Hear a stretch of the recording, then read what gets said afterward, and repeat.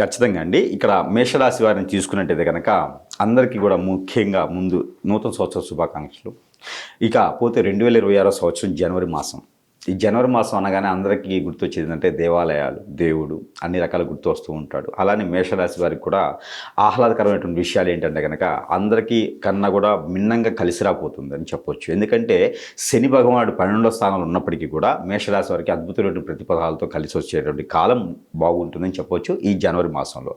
ఇక శుభకార్యాలు చేసుకోవడానికైతే అంత అనువైనటువంటి సమయం కాదు అని చెప్పొచ్చు మేషరాశి వారికి. ఎందుకంటే మోఢ్యమి 3 నెలల మోఢ్యం అనేది మొదలవుతుంది కాబట్టి ఈ మోఢ్యమి అంతం ఎప్పుడేంటిది కనుక ఫిబ్రవరి 19 వరకు కూడా మోఢ్యంలో ఉంటారు ద్వాదశ రాశి వారు అందరూ కూడా. అందుకని శుభకార్యాలు నిర్వర్తించడానికి మాత్రమే పనికిరాదు.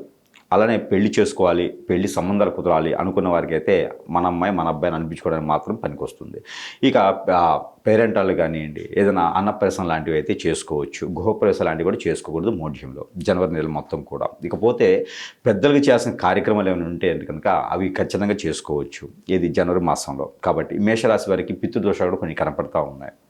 ఇకపోతే వ్యాపార సమస్యలు నెలకొల్పాలనుకుంటే కూడా కొత్తగా వ్యాపారాలు చేయాలనుకున్న వారు జనవరి 17వ తారీఖు తర్వాత వ్యాపారం మొదలు పెట్టుకోవచ్చు. కొత్తగా ఏదైనా మొదలు పెట్టాలంటే కూడా జనవరి 17వ తారీఖు తర్వాత మొదలు పెట్టుకోవచ్చు. దీంతోపాటు ఏదైనా విదేశీయానం ప్రయత్నించాలంటే కనుక జనవరి 22వ తారీఖు తర్వాత ప్రయత్నం చేయొచ్చు.